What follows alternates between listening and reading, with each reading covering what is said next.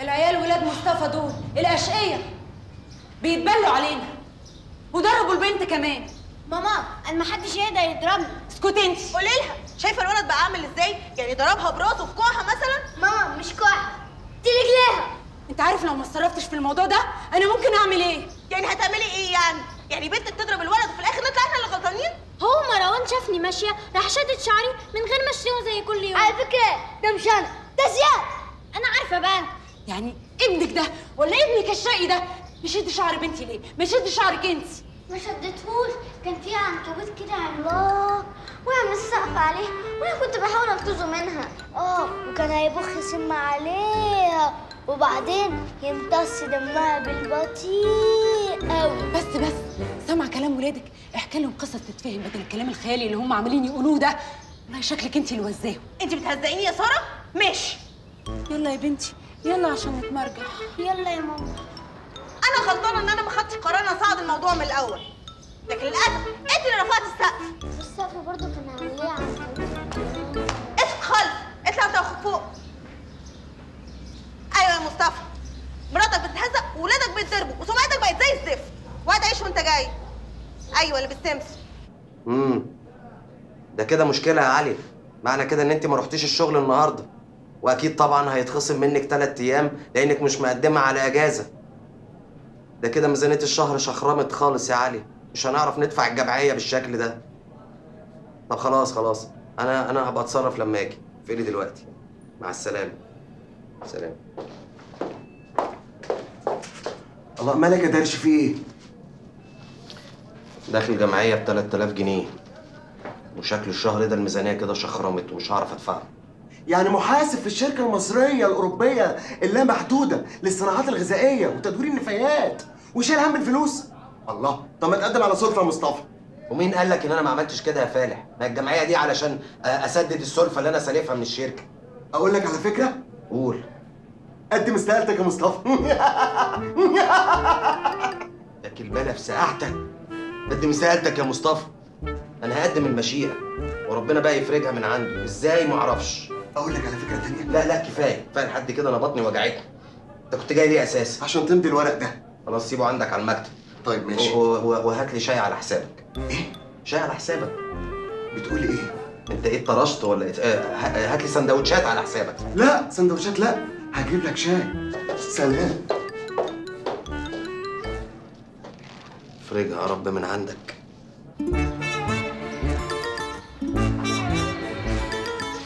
خد يا صعب، دي كرتونة الهدوم اللي جبتها من عند الأستاذة هياه، واللي عندك دي الكرتونة اللي فيها الطقم اللي جبته من النيش بتاع الحاجة كوثر. هو يا الحاجة كوثر حاطة الطقم ده في النيش ليه؟ طقم ايه يا راجل؟ ده كبانيه. والله شايفه طقم. طقم، والنبي تقعد ساكت بقى ما تلخبطنيش وانا بعمل الجرد. كده يبقى ايه اللي فاضل يا وديعة؟ يبقى فاضل عمارة 12 فيلا 13، وعمارة 14 فيلا 15، وعمارة 16 فيلا 17. وايه تاني؟ ايه تاني ايه؟ هو دي انت خلصتي على الشارع كله، ده ما فاضلش الا عمارة واحدة. ما دي اللي اتهدت. انا اللي حيلي اتهد.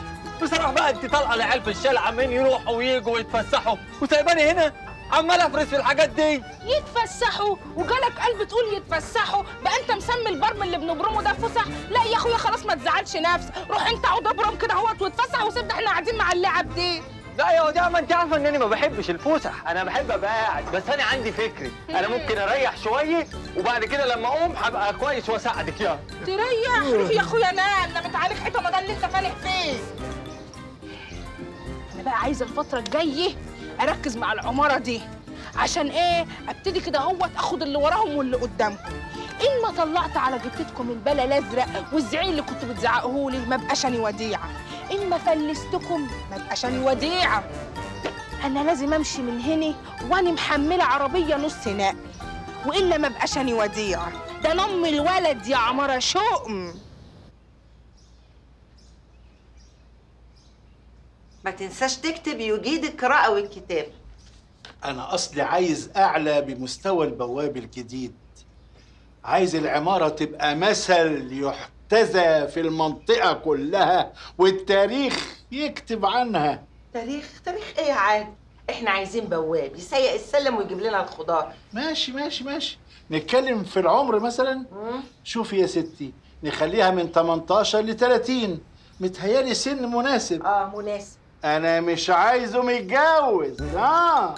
هيجيب لنا بقى زوجة ينبت في قلوبنا حبها، يقوم ينبت في احشائها ضناها، تاخده وتسيبنا. لا، الذكي هو اللي يتعلم من اخطائه.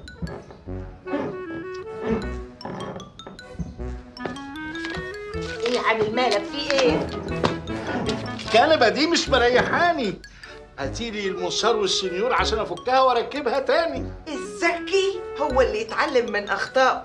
اعمل معروف يا عادل، اخر كنبه فكيتها اتحولت على ايدك لمطبقيه. لا، انا ما اخطأش ابدا. انا اعدت اكتشافها، هي ما كانتش تصلح كنبه اصلا، وهي ما بقتش نافعه مطبقيه اصلا. يلا يا عادل اكتب الاعلان، خلينا نلحق نوديه الجورنال. لا لا لا لا، جورنال ايه؟ انا هصوره واوزعه هنا في المنطقه. الشيخ زايد فيها شباب كتير بيدور على فرصه عمل عشان يبقوا جايين وعارفين مين هو عادل الشرباجي. يبقى ما حدش هيجي يا عادل. لا، هيجوا يا زوزو. اما نشوف. اكتب اكتب. مش هكتب وهيجوا. صباح الخير يا بابا. صباح النور يا بنتي يا ساره. ازيك يا حبيبتي؟ اخبارك ايه؟ انا الحمد لله كويسه. انت عامل ايه وصحتك عامله ايه دلوقتي؟ الحمد لله. زي ما انت شايفه كويس الحمد لله. ايه ده؟ ايه الشنطه دي؟ انا خلاص لميت هدومي وهرجع بورسعيد. نعم نعم. بنت، مش قصدي يا بابا، قصدي يعني ان انت هتسيب الاتيليه وترجع ازاي؟ هتسيبني هنا لوحدي؟ خلاص كفايه عليكي كده يا قاهره. 35 سنه يا بنتي. ده انا شميت رصاص يعني خليني اعمل ترسانه اسلحه. تمشي ازاي بس يا بابا؟ ده انت قضيت عمرك كله هنا، وانا كمان اتربيت في المكان ده. ده انا كنت بلعب بالقصاقيس واعملها فساتين للعرايس بتاعتي. ده انا خدت الثانويه العامه على المكنه دي. كنت بقلب المكتب ده عشان اقعد اذاكر عليه. كنت بمشي عم مستوحي بدري الجزمه اللي كان بيخليني احاسبه على اوفر تايم. يا بابا الاتيليه ده اللي خلاني ابقى حاسه ان انا هبقى مصممه ازياء. ومين قال ان انا هقفله يا بنتي؟ لا، انا هسيبهولك يا حبيبتي. تسيبهولي انا؟ بجد يا بابا؟ ايوه بجد. واصل بعد والدتك ما توفت الله يرحمها وانتي بقى اتجوزتي، خلاص ما بقاش ليا غير المشغل ده.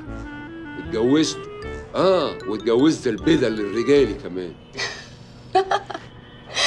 ما تقولش على نفسك كده يا بابا. ودلوقتي بقى انا هسيب احلى حاجه حبيتها لاغلى واحده بحبها. بس اعملي حسابك هيفضل المشغل لبدل رجالي وبس، مش هتعملي فساتينك العجيبه دي هنا. فاهمه ولا لا؟ لا مش مفهوم، عشان انا ما بفهمش في البدل للرجال. وبعدين انت بتعمل بدل قديمه قوي. سوري ان انا بقول لك كده يعني.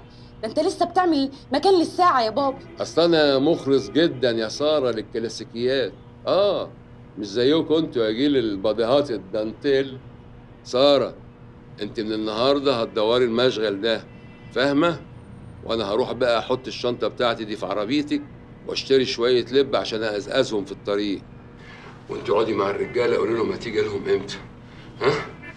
يلا انا مستنيكي في العربيه عشان توصليني الموقف.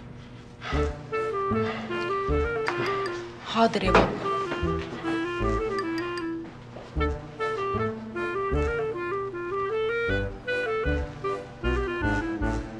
صباح الخير يا استاذه ساره. صباح الخير يا ابله.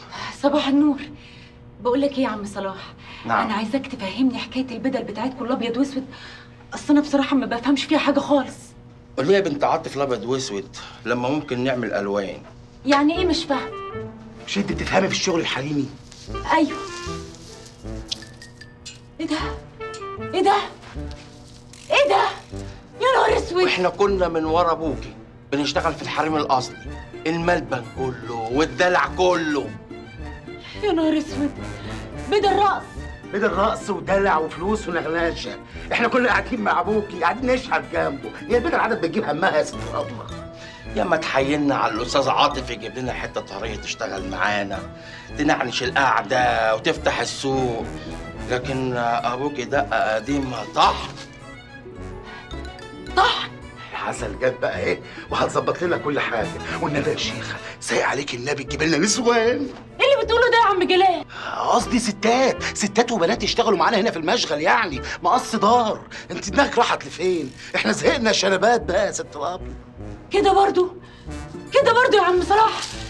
هي دي الامانه اللي بابا مأمنها لكم؟ طب يعني تشتغلوا الشغل الرخيص ده؟ طب حتى كنتوا استنضفوا. احنا من ايدك دي لايدك دي، نفسنا نعمل بلوزات، نعمل جيب، ان شاء الله حتى نعمل مايوهات. مايوهات؟ اسكت بقى يا عم صلاح، اسكت بقى، كفايه كلام كده.